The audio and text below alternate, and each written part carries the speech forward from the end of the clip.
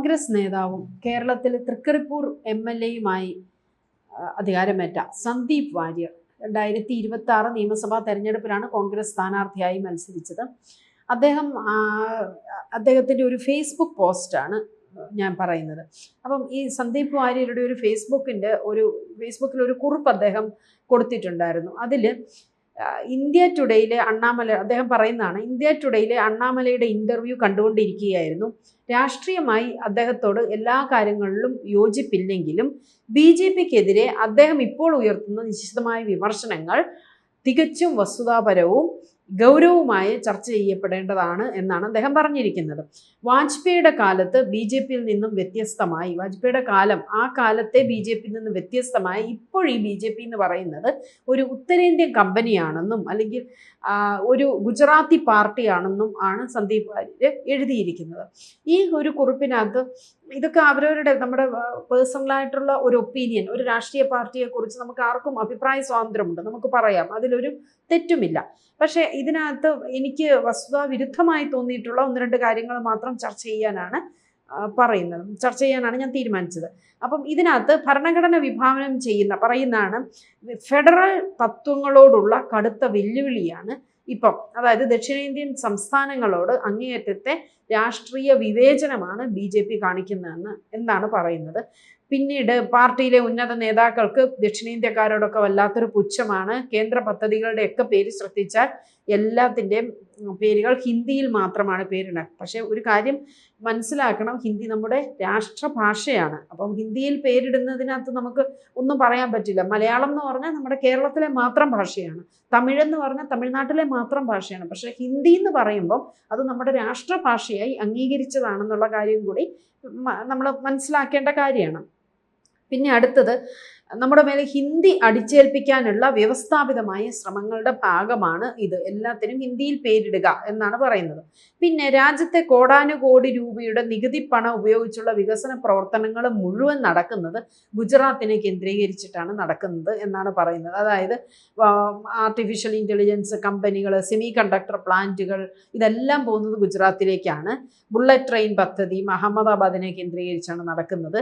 2030 Commonwealth games, police games, എന്തിന് 2036 Olympics വരെ അഹമ്മദാബാദിലേക്ക് കൊണ്ടുപോകാനാണ് ശ്രമിക്കുന്നതെന്ന് പറയുന്നു. രാജ്യത്തിൻ്റെ മൊത്തം സമ്പത്തും വികസനവും ഒരു സംസ്ഥാനത്തേക്ക് മാത്രമാണ് ഒഴുകുന്നത്. കേന്ദ്ര വികസന പദ്ധതികളുടെ ബഹുഭൂരിപക്ഷവും ഗുജറാത്തിലേക്ക് മാത്രമായിട്ട് ചുരുങ്ങുന്നു. അപ്പോൾ ഇദ്ദേഹം പറയുന്നത് ഗുജറാത്തിന് മാത്രമേ BJP സർക്കാർ, നരേന്ദ്രമോദിയുടെ അധികാരത്തിൻ്റെ കീഴിൽ വരുന്ന BJP സർക്കാർ ഗുജറാത്തിൽ മാത്രമാണ് കേന്ദ്രീകരിക്കുന്നതെന്നും ബാക്കി ഇന്ത്യക്ക് യാതൊരു വികസനവും ഇല്ലെന്നും പ്രത്യേകിച്ച് ദക്ഷിണേന്ത്യൻ സംസ്ഥാനങ്ങൾക്ക് യാതൊരു പുരോഗതിയും ഈ കേന്ദ്ര സർക്കാർ അധികാരത്തിൽ വന്നതിൽ പിന്നെ ഇല്ലെന്നുമാണ് സന്ദീപ് വാര്യർ പറഞ്ഞു വയ്ക്കുന്നത്. പക്ഷേ അപ്പോഴാണ് അദ്ദേഹം പറയുന്നത് കൂടെ, നികുതി പണത്തിന് അർഹമായ വിഹിതമോ വികസനമോ തിരികെ ലഭിക്കുന്നില്ലെന്ന് ദക്ഷിണേന്ത്യയുടെ കാലങ്ങളായുള്ള പരാതിയിൽ അടിവരയിട്ട് ഉറപ്പിക്കുകയാണ് മുൻ BJPയുടെ സംസ്ഥാന അധ്യക്ഷൻ കൂടിയായ അണ്ണാമലയുടെ ഈ തുറന്നു പറച്ചിലുകൾ. ഈ ഫെഡറലിസത്തിൻ്റെയും തുല്യനീതിയെയും കുറിച്ചുള്ള ഈ ചർച്ചകൾ ഇനിയും സജീവമാകേണ്ടതുണ്ട്. അപ്പം ഇന്ന് BJP എന്ന് പറയുന്നത് ഒരു ഗുജറാത്തി കമ്പനിയാണ്, ദക്ഷിണേന്ത്യയോട് കടുത്ത അവഗണനയാണ്, പുച്ഛമാണ് എന്നൊക്കെയാണ് പറഞ്ഞു വെക്കുന്നത്. അപ്പം ഇപ്പം അണ്ണാമലൈ BJPയെ വിമർശിച്ചുകൊണ്ടുള്ള പല കാര്യങ്ങളും പറയുന്നതും കറക്റ്റാണ്. BJP എന്ന് പറയുമ്പോൾ അന്നത്തെ നമ്മുടെ പ്രധാനമന്ത്രി വാജ്പേയിയുടെ കാലത്തെ പോലല്ല ഇപ്പോഴത്തെ BJP സർക്കാർ ഭരിക്കുന്നത് എന്നുമാണ് സന്ദീപ് വാര്യർ പറഞ്ഞു വയ്ക്കുന്നത്. അപ്പം ഒരു കാര്യം നമ്മൾ മനസ്സിലാക്കണം, സന്ദീപ് വാര്യർ ആദ്യം SFI പശ്ചാത്തലമായിരുന്നു അദ്ദേഹത്തിൻ്റെത്. പിന്നീട് അദ്ദേഹം വാജ്പേയിയുടെ പ്രസംഗങ്ങളിൽ ആകൃഷ്ടനായിട്ടാണ് BJPയിലേക്ക് ചേർന്നത്. BJPയുടെ സംസ്ഥാന വക്താവായി, സംസ്ഥാന സെക്രട്ടറിയായി തുടങ്ങിയ പദവികളിലെല്ലാം അദ്ദേഹം വഹിച്ചതാണ്.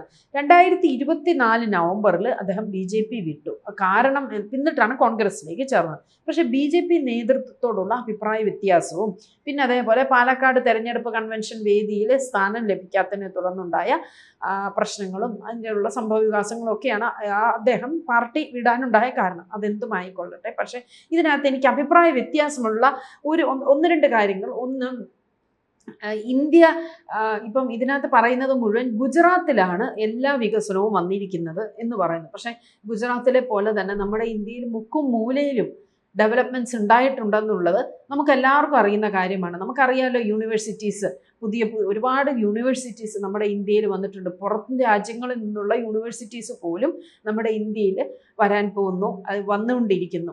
പിന്നെ അതുകൂടാതെ തന്നെ ഗവേഷണ സ്ഥാപനങ്ങൾ ഇന്ത്യയിലുണ്ട്. പിന്നെ ഒരുപാട് സ്റ്റാർട്ടപ്പുകൾ ഇന്ത്യയിൽ തുടങ്ങിയിട്ടുണ്ട്. ഇതൊക്കെ BJP അധികാരത്തിൽ കയറിയിട്ട് തന്നെയാണ് നമുക്ക് വന്നത്. കാര്യം വാജ്പേയിയുടെ കാലമാണോ എന്താണ്, പക്ഷെ 2014 നരേന്ദ്രമോദി പ്രധാനമന്ത്രിയായി കഴിഞ്ഞതിന് ശേഷമാണ് ഇങ്ങനെ ഒരു ഡെവലപ്മെൻറ്റ്, ഒരു ഡ്രാസ്റ്റിക് ആയിട്ടുള്ള ഒരു ചേഞ്ച് ഇന്ത്യയിൽ വന്നതെന്നുള്ളത് എല്ലാവർക്കും അറിയാവുന്ന കാര്യം തന്നെയാണ്. അതേപോലെ നമുക്കറിയാം ഈ സ്റ്റാർട്ടപ്പുകൾ, എന്തുമാത്രം സ്റ്റാർട്ടപ്പുകളാണ് ഇപ്പോൾ വന്നിരിക്കുന്നത്. അതേപോലെ നരേന്ദ്രമോദിയുടെ ഒരു ഭരണത്തിൻ്റെ പ്രത്യേകത ഞാൻ മനസ്സിലാക്കിയതിൽ നിന്നും എനിക്ക് തോന്നിയത് പ്രൈവറ്റൈസേഷനാണ്. കാര്യം മറ്റതെല്ലാം പബ്ലിക് സെക്ടേഴ്സ് ആയിരുന്നു, പക്ഷേ ഇതിനെയെല്ലാം പ്രൈവറ്റൈസ് ചെയ്യുന്നതിൽ അദ്ദേഹം ഒരു മിടുക്ക് കാണിച്ചു. പക്ഷെ അതുകൊണ്ടുണ്ടായ നേട്ടം എന്താണെന്ന് വെച്ചാൽ ഒരുപാട് സ്വകാര്യ നിക്ഷേപങ്ങൾ വന്നു നമ്മുടെ ഇന്ത്യയിൽ.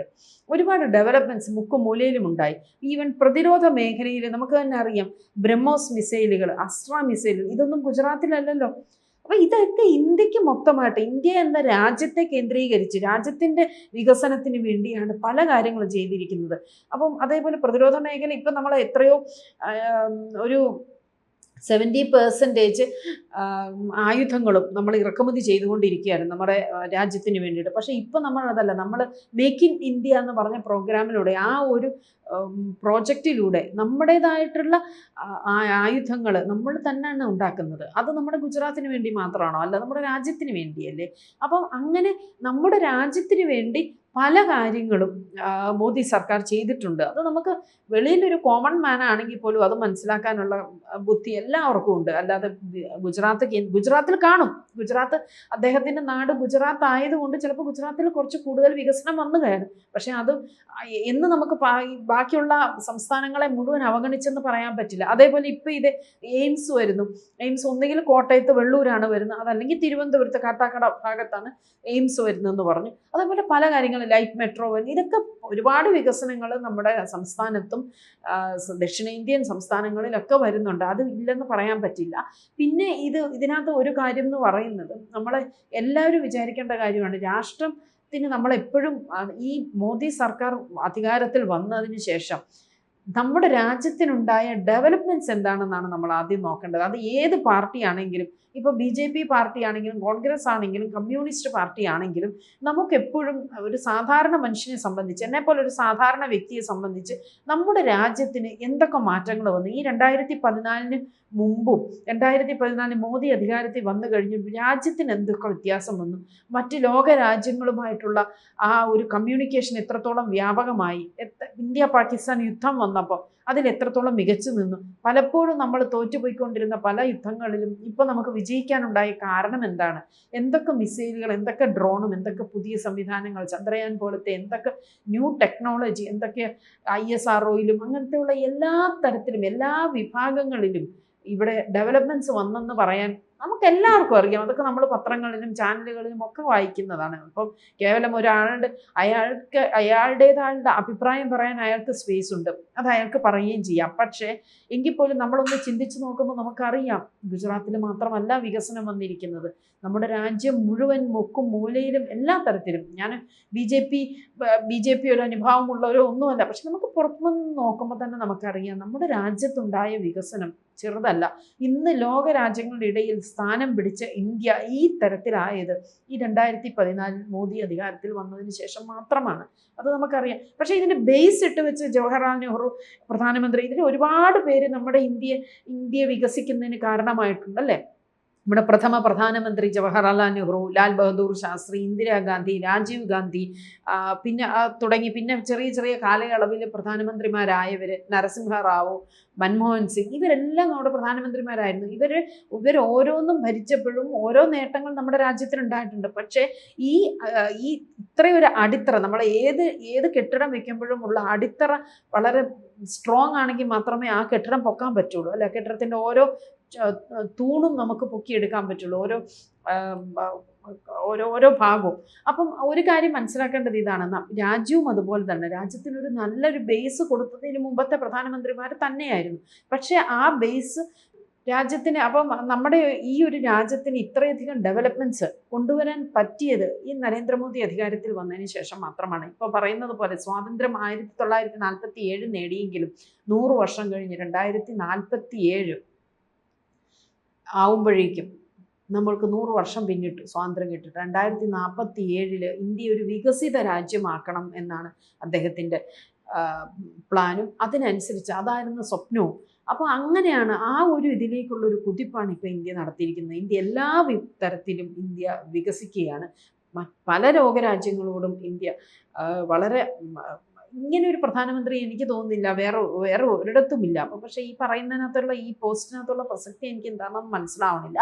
പക്ഷേ എന്ന് പറഞ്ഞു കഴിഞ്ഞാലും നമ്മൾ പറയുന്ന പോലെ തന്നെ ഓരോരുത്തർക്കും അവരവരുടേതായിട്ടുള്ള അഭിപ്രായ സ്വാതന്ത്ര്യമുള്ളതുകൊണ്ട് ഞാൻ ആ വ്യക്തിയെ വിമർശിക്കുകയല്ല.